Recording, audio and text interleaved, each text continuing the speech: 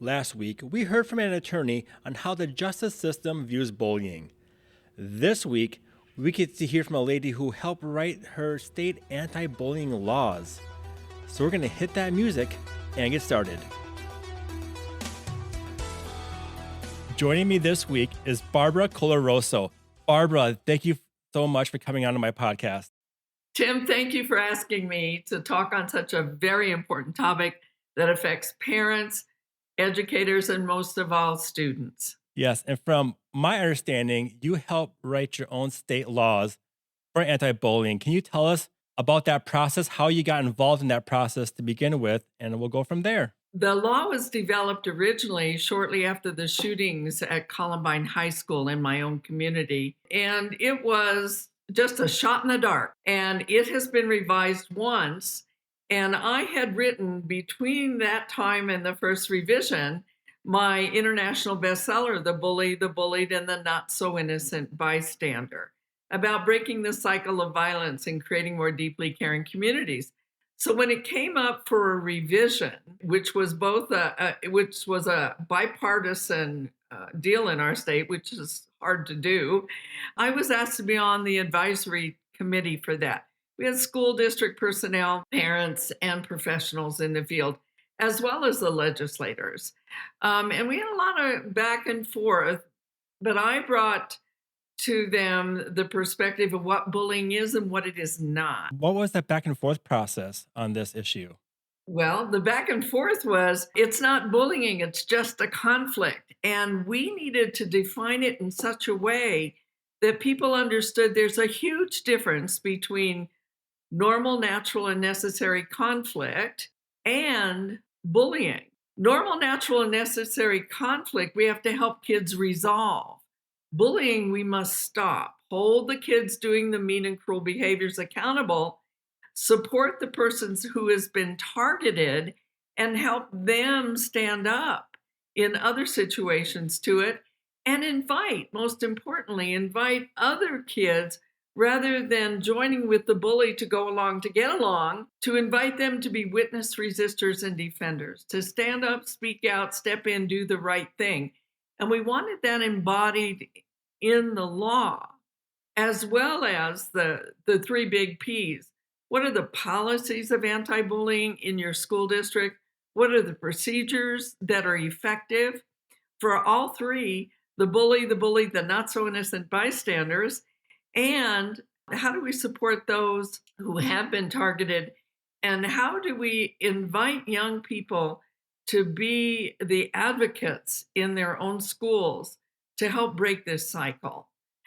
So we had to have strong anti-bullying policies, procedures in place, and most importantly, not anti-bullying programs. I'm not a real fan of that, but programs that work against the three most virulent agents ripping apart the fabric of our humanity: hating other human beings with utter contempt, which is what bullying is about, utter contempt for another human being; hoarding, that me, mine, and more sense instead of us, ours, and enough; and harming through lying and cheating and stealing, which severs relationships and destroys a person's sense of self. So what are the antidotes to that? Care deeply, share generously, help willingly. So from preschool on, we want to not only teach our young people about what bullying is, what it isn't, how you can learn to step in, how you can identify procedures that will help you as an individual, be you a preschooler or a high schooler, to be able to help stop it. The targeted kid can't do it alone. Yeah. And it can't always be adults because kids tend to do it under the radar. So to incorporate that in the law was difficult when you're dealing with so many different people and in different communities, because the biggest thing in the state law is to hold people accountable. And that includes superintendents, school boards, principals, teachers, playground monitors, bus drivers accountable. When they see it, they must do something. So what was their definition of conflict before they revised it? Well, the definition of conflicts pretty much stayed the same. Okay. It's two kids or a group of kids upset, probably mutual feelings and the like. And what you do when there's a conflict is teach kids to handle it nonviolently. The problem is people were viewing home, at school, and on the play yard, viewing anything that happened between kids as conflict, and then trying to use very good, well established conflict resolution tools. Well, that works if there's a conflict. Yeah. It does not work if there's bullying. So let's first look at what bullying is. It's a conscious, willful, deliberate, hostile activity intended to harm, where the perpetrators get pleasure Yep. from pain. Let's look at a home scene here. Two kids fighting over a TV program. That is so normal. And you can use conflict resolution tools to help young people learn what do you do if you both want a different program. Now, there are three kinds of families: brick wall, jellyfish, and backbone. The brick wall says, stop it, stop it, stop it, turn that set off. Nobody's watching it. The adult solves it. Doesn't help kids solve it. Yep. Jellyfish parents, oh, please, your brothers and sisters, you're supposed to love one another. Don't do this to me. Nobody's solving it. Or a backbone. If you look at that backbone, there's flexibility, and you and I have to be flexible when we're working with or raising young people.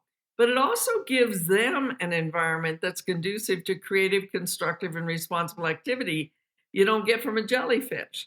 Yeah. So we want to be the backbone parent. The backbone parent walks in, turns the set off, and says to the two kids as they take the remote, you're fighting. I always like to tell kids what they're doing. You may both turn this set back on as soon as you both have a plan. Now, what do I need? A plan. They never say it nicely. Oh, Dad, we need a plan, so don't count on it. But one of three things will happen. They'll share, both get up and leave it, or come up with a plan they both can live with. It doesn't matter if you're 5 or 15. Those are ways to solve conflicts, and we're giving them the tools to do it. Now, if one says, I'm going to beat you over the head, you say, that's not a good plan, not a good plan. We are there with our own wisdom to help young people figure it out. But if one says, I'm going to beat you over the head, you say, that's not a good plan. I know you can come up with a better one. But if one says, you let me watch this program today, you can have 2 tomorrow, and the younger one says, okay, I don't say to the older one, that's not fair, knowing that the older one knows and I know there's nothing on Saturday. It's not the teachable moment yet. It comes when the little one says, but there's nothing on today. It's not fair. And then I say, I noticed you're giving in to your big brother. Would you like to learn a few good lines? And you teach them the lines. Like, I'm willing to let you watch this program today if I can have one on Monday, one on Tuesday, and I want it in writing. We have taught them to handle the conflict. Yeah. However, as a parent, you walk in and the older daughter has the younger son's arm up the back. And we're not talking a yoga pose. Kids screaming in pain. You rush in there, and as soon as your daughter sees you, she drops her brother's arm and starts comforting him. And we say, why are you screaming like that?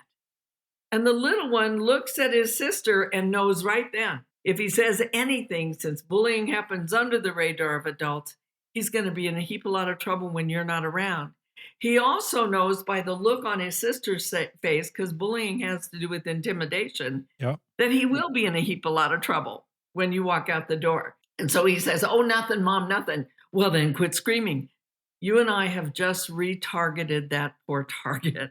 Yeah. But step back a moment. When you walked in there, you saw something you wished you hadn't seen. You saw your daughter smile before she saw you. She wasn't upset about a TV program. She was getting pleasure from hurting her younger brother. It's that smirk that gives it away. Yeah. And then we know that this is not a conflict. This is mean and cruel behavior. And you do not put the two of them down and say, let's be nice. You don't take two girls when one comes up and says, this girl called me a gross name, spread an ugly rumor online, and tripped me in the hallway. We don't use conflict resolution tools for that. We don't sit the two down and say, let's be nice. Let's work this out. Because you know who will be nice? The bully. And they'll have a smile on their face and say, oh, I'm so sorry you were offended. I didn't know you were so sensitive. I won't ever do it again. And the other girl sitting there like the Dixie Chicks, I'm not ready to make nice, because she knows full well, as soon as you get up and they're left alone, that girl's going to target her again. Yeah. So we have to be able to look at the difference between bullying and conflict and know that you cannot use conflict resolution tools to fix bullying. And bullying is that conscious, willful, deliberate, hostile activity intended to harm.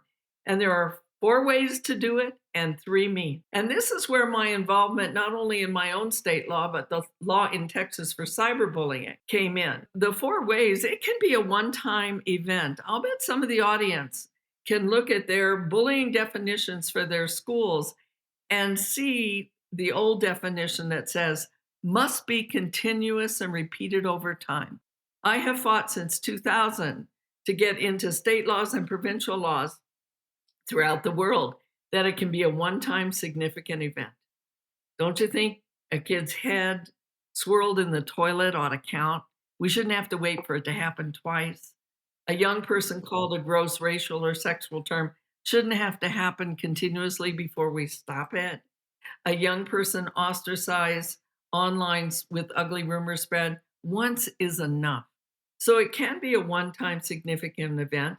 The second way is the most common, continuous and repeated over time, often under the radar of adults. I think people get confused of being rude, like calling someone a jerk because they're like annoyed with them, Yeah, versus talk about sexual harassment, really trying to say something to hurt them on purpose. yes. Where, being rude is like, you don't really say it to be mean. You just say it because you're just annoyed with probably yourself. There's a big difference. It is Yeah. a conscious, willful, deliberate activity intended to hurt. Yep. And that's one of the biggest keys. And it can be a one-time event. It can be continuous and repeated. It can be hazing. Hazing by its nature is bullying. And then the one all of us have to deal with in today's world, online and offline bullying, where it's cyber technology enhanced or digital enhanced bullying. We used to say the online world and the real world. That's not true anymore for this generation. It's online, offline have merged in the good things and in the mean and cruel behaviors to amplify both. It is the real world for them. And there are 3 ways we can do it: verbal, physical, and social. We used to call it relational in my day, but it's social. Shunning, rumor, gossip, and exclusion. And it's high time we saw that for what it is. And we need to look at the characteristics of bullying. There is always, without exception, an imbalance of power. Whether it's size, number, status, position, wealth, there is always an imbalance of power. There is always in bullying an intent to harm.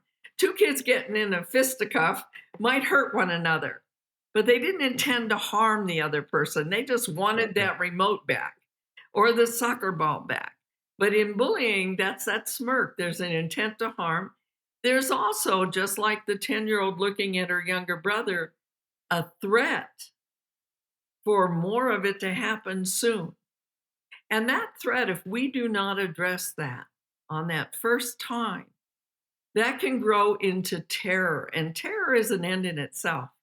You'll have kids then who are terrorized to go to school, to go to in the bathrooms, to go on the bus, to be out on the playground, that it's going to happen again.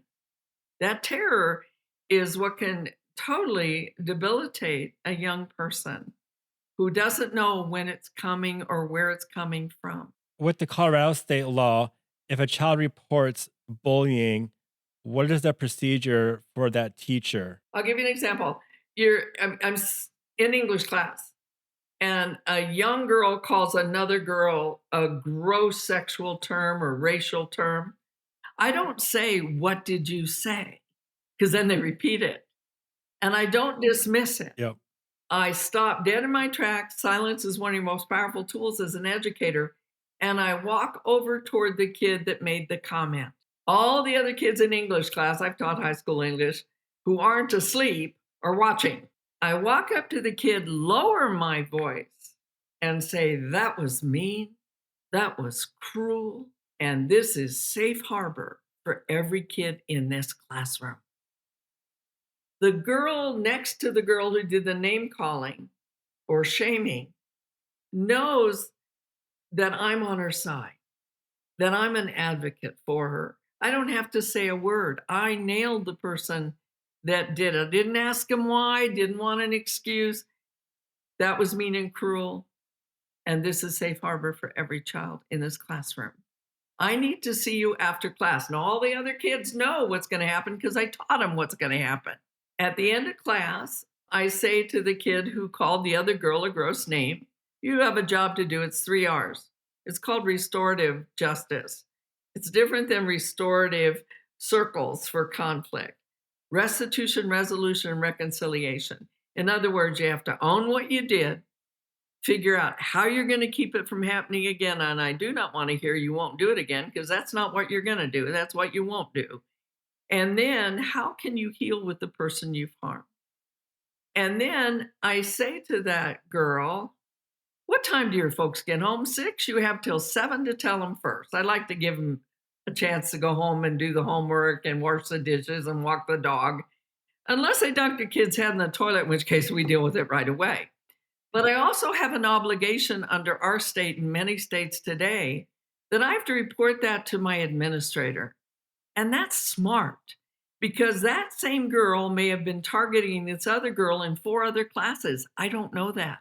Or this same girl has been targeting several other girls. I don't know that, but the administrator does.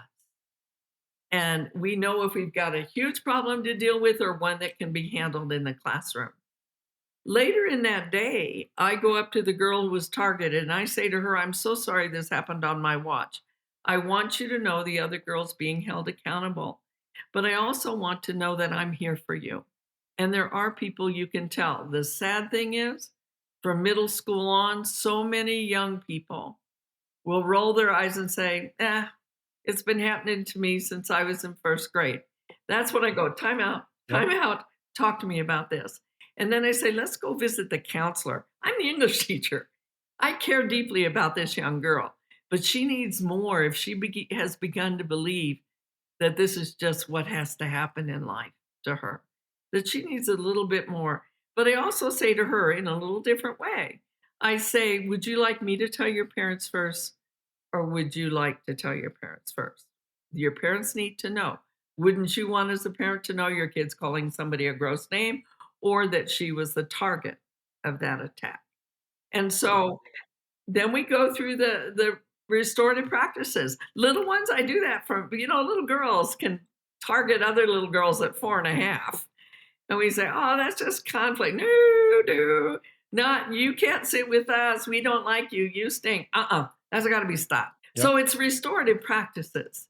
It's much more involved if it's sexual or racial, because that cuts at the core of who a person is. And we need to work with a student on that, but also with the entire school community. Is there a student and teacher ratio in Colorado? Supposed to be, but with a shortage of teachers and the like, it's edging up. I like to see in the lower grades, if we can have a smaller ratio with our young people, then we can not only give them a strong academic foundation, but an ethical foundation. You see, I want, whether your kid is 5 years old or 15, when the high status social bully, which is a bully we often dismiss, the high status social bully says to all the other girls, I don't like the new girl. You want to be in my group? Don't eat lunch with her. I want your daughter to be the one to say, that's mean, that's cruel, and have the courage to go sit next to the new girl, because she will do that at cost, whether she's 5 or 15. She'll probably get, oh, Miss Goody Two Shoes, or you're next. And your young boys in the locker room, when the high status social bully says, look at that kid over there, different skin color, religion, gender, physical or mental ability, the big 5 for hate crimes. What makes a hate crime different than any other crime? It's criminal bullying. Let's go mess him up. Yep. I want your kid to be the one to say, no, he's not such a bad kid. Back off, leave him alone. And he'll probably get, what are you, chicken? What, are you just like him? But you and I, if we walk our talk and talk our walk, if we look at how we treat other human beings and model it for our own children, it's not just walk the talk, but talk the walk, and talk to them about honoring the humanity of another person. I say to kids, you don't have to like every kid in this classroom. You must honor their humanity and care Yep. deeply about them. Caring deeply doesn't mean you like them, but it Yep. means you're not going to cause them harm and you're willing to step in when they're in pain. Developing that sense of compassion.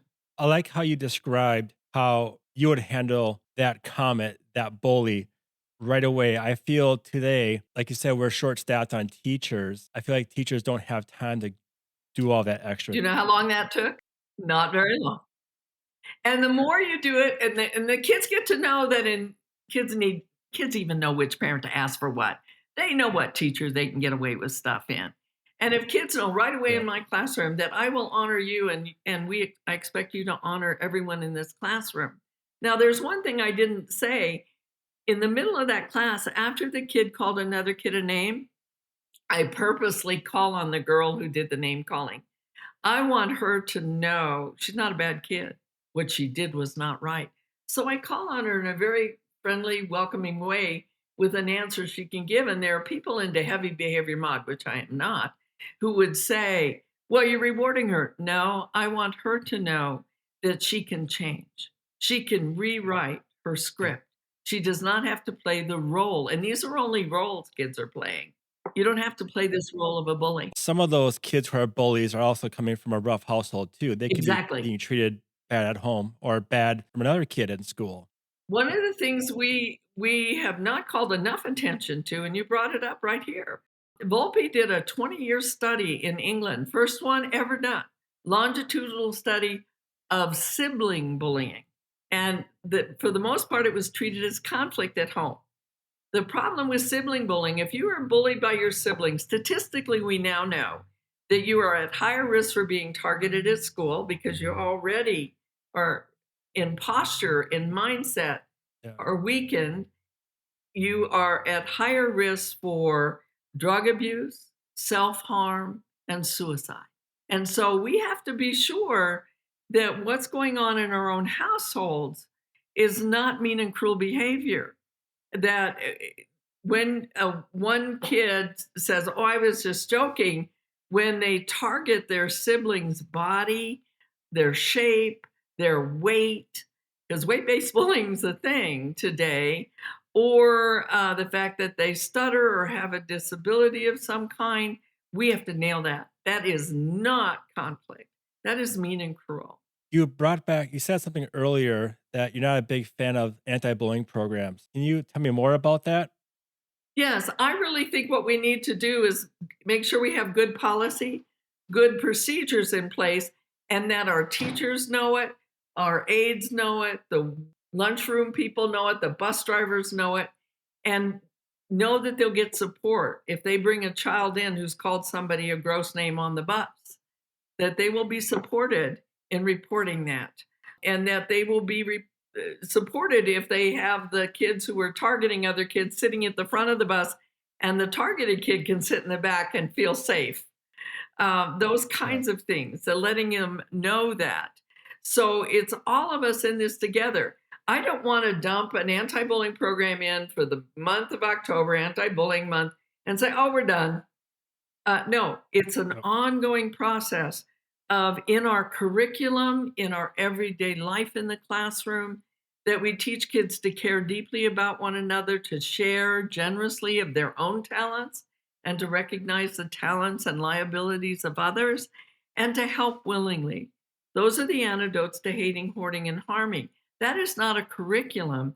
That is infusing the curriculum with a sense that we care deeply about one another. And the more we care about one another and we do those kinds of things, the less likely there is to be bullying. Won't stop it totally, but we have the tools to handle it right there.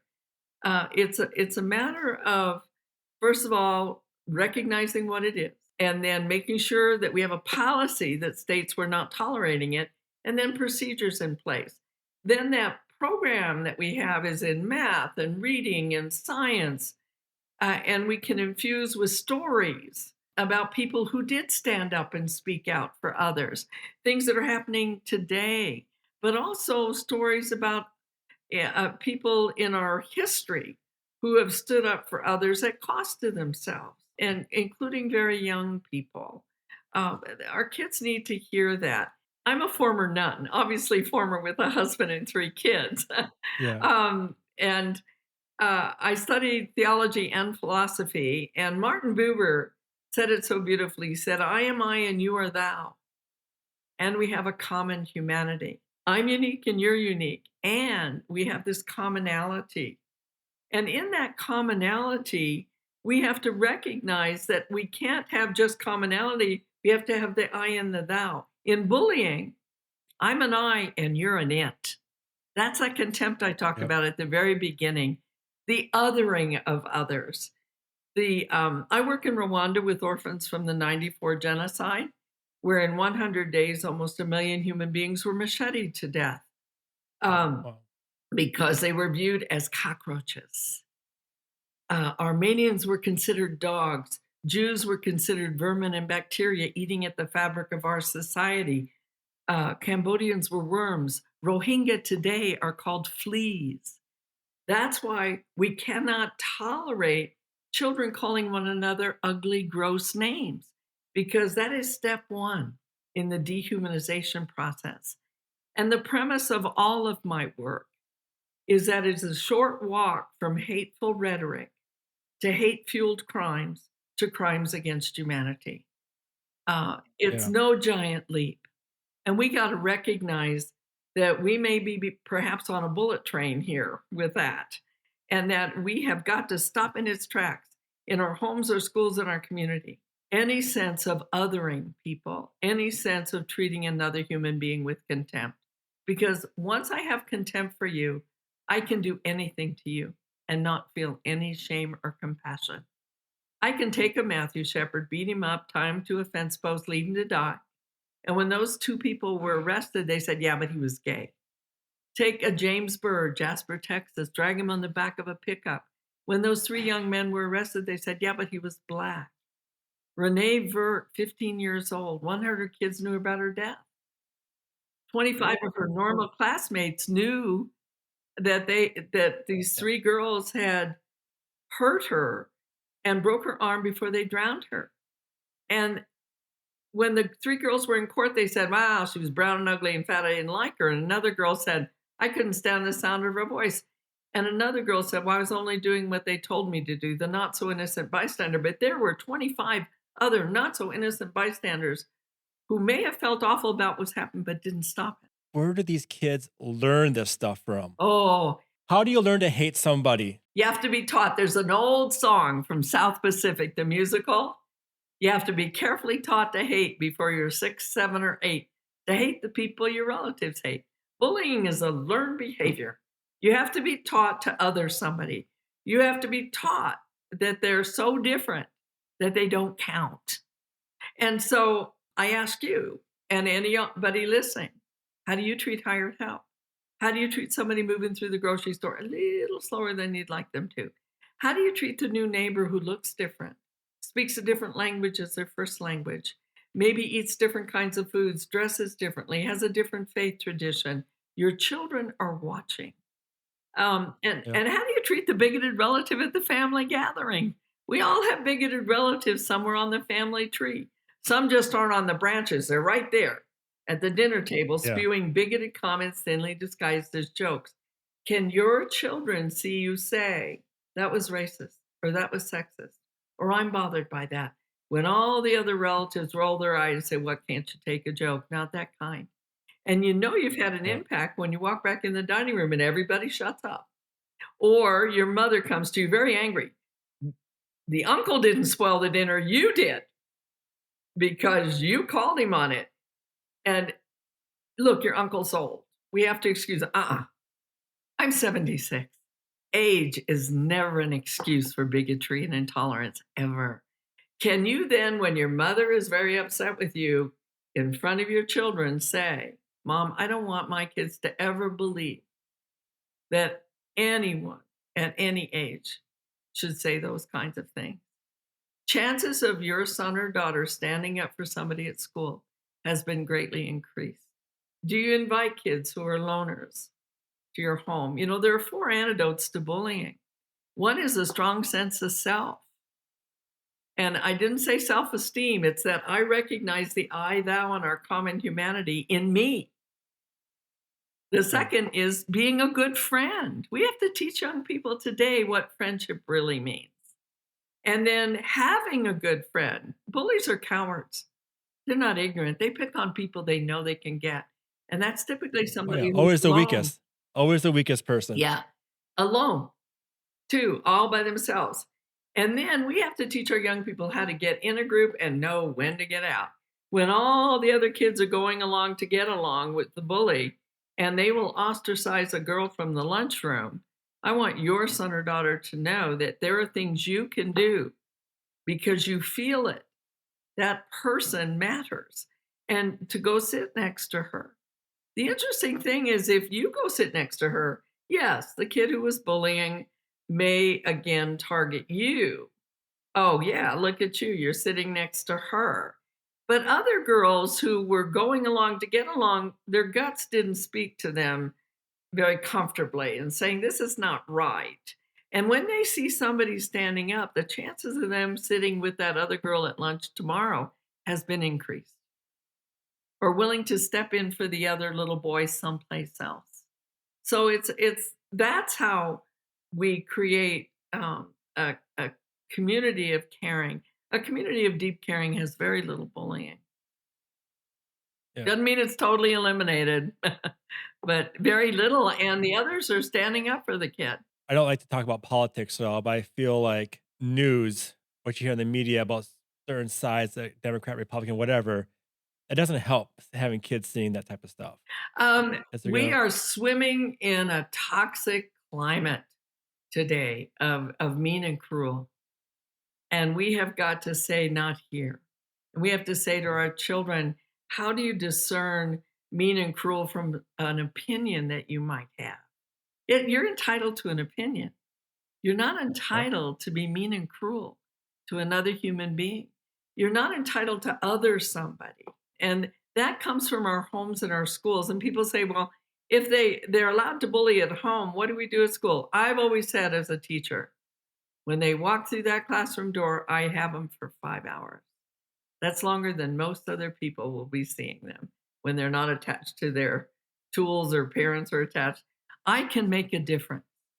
And kids are looking for that difference. Somebody to say, I believe in you, I trust in you, I know you can handle this, you're listened to, cared for, and very important to me. I don't care where a kid comes from. Dad's an alcoholic, mother has an interesting occupation, brother's been in jail. Every kid walking through that door matters. And they have to believe that. That's the climate that we can create in our schools rather than imposing a program on them. Does that make sense? That makes perfect sense. Can you quickly explain right now, very brief, how if I came to you saying Michael called me a bad name, what happens? Like with the current Colorado state law, how is that handled? Okay, if I didn't see it, if a kid Yep, comes I dripping of reported it to urine, you. they've been dumped in a toilet, I deal with it. But if a child's been Yeah, called a gross name and they come up to me, I say, "That was horrible. That was mean. That was cruel." I call it what it is, and I'm sorry that happened to you.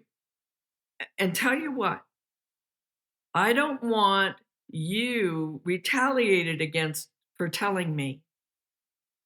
I promise you nobody'll know you told me, but I'm gonna talk to the other teachers and we're going to watch that girl like a hawk and we will catch her again. I also want you to know that when someone calls you that kind of name, you can roll your shoulders around and down and stand strong, not tall. That's a bias against short, but stand strong and say to her, that was mean and cruel. I don't need this. I'm out of here. It takes the oomph out of it. That was yep, and not you're mean and cruel. That was mean and cruel. I don't need this. I'm out of here. They are less likely to retarget the person, but I also want them to tell. And I also say to them, look, if you're really uncomfortable in a class and somebody's even using their eyes to be mean and cruel to you, or shunning you by turning their backs or rolling their eyes, you can always say that that was mean and cruel. Don't have to explain what it is, they know, and get up and sit in another seat. You don't have to take abuse. And then let somebody know. It tends to happen under the radar of adults. And so Yep. we like to handle it first in the classroom, but I always need to let a principal know that I'm handling it. And that's the when they might say, "Oh, you know what? She's done that to 3 other kids. I'd like to take over from here. I'll back you up." Are all the teachers in Colorado trained with this procedure? Not so much. That we've now got the law in place, and now there are, and it just came in place last June, just signed into law, the new reporting. We have a Safe to Tell that was awful right after Columbine, and it's an amazing program now that every school uses where kids can report anonymously, they for themselves or for others. There's a response team immediately. If a parent talks to a school administrator or teacher and they don't feel that it's been adequately addressed, they always can go the next step. And that next step may be a committee that's set up. Some districts actually have a committee or the board itself. We have one district in our state right now being investigated by the federal civil rights division of the education department because they failed to deal with kids who are of certain racial identity, to Yeah. deal with the horrible targeting of them.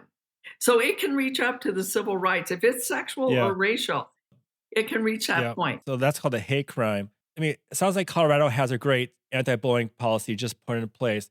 How come this is not made into like a national level? Why does it have to be by state? It is a state mandate because our education is state mandated. However, if anybody's wondering how they can get involved in helping with their state laws, if they go to stopbullying.gov, that's our government website, they have actually listed every state and how they have policies, procedures, and programs in place or not, and what their actual law is.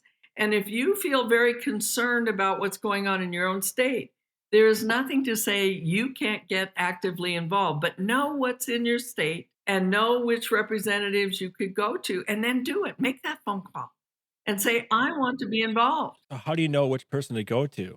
Well, if you look at your state, you look at representatives that may have originally sponsored that bill, and it's usually a bipartisan.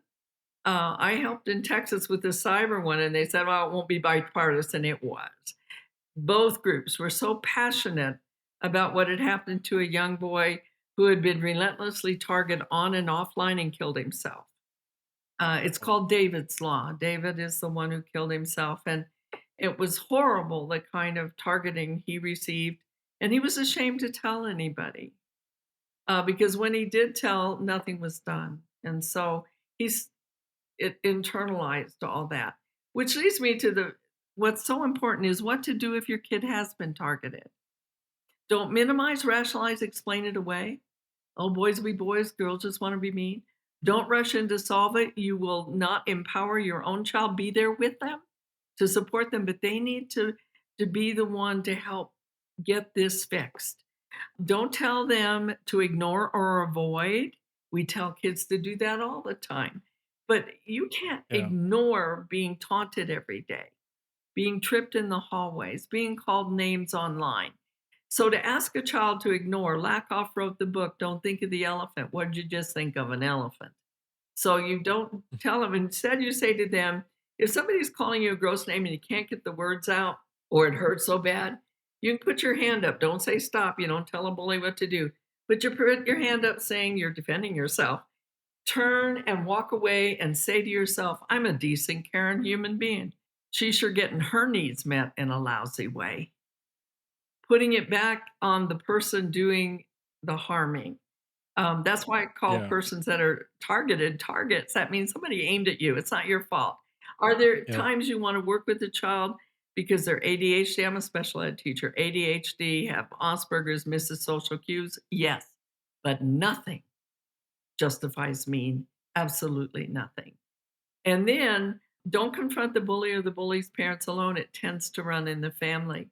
So what do? You say to a child, I hear you, I'm here for you, I believe you, you're not in this alone. It's not your fault. There are things you can do, and this is where we empower them. I notice you have Kato Karate, Uh, self-defense. There's a difference between an offensive move where you're punching somebody out and a defensive move. And so I want to teach them to defend themselves. And since verbal bullying is the most common, to be able to come back with good lines. And if they can't say them themselves, they can say them to underneath their breath as they walk away. yeah. And know that there is someone they can report it to. Barbara, thank you for your time It's a this pleasure. evening coming on our podcast. And if people want to get in touch with you, can you go ahead and give us your info again? Yes, it's our website is KidsAreWorthIt.com, and our email is info.kidsAreWorthIt@gmail.com. Barbara, thank you so much. And thank you, Tim. It's been a real pleasure. And for myself, you can always find us at our very own website, which is www.breakingbullying.com. You can also reach out to us at our email address. If you have a story of your own bullying to share, or for whatever reason you want to get a hold of us, our email address is breakbullyinghere@gmail.com. Now, if you're a victim of bullying and you don't know where to turn, there is online resources to help you. The first is the government's very own anti-bullying website, and the address is www.stopbullying.gov. And other online resource is www.pacer.org/bullying. Now, if you have had thoughts of suicide or of self-harm, we implore you to stop. Reach out to the National Suicide Hotline. That number is very simple. It's 988. I'm Tim Flynn, and thank you for listening, and we will be back next week to continue the conversation to break the silence on bullying.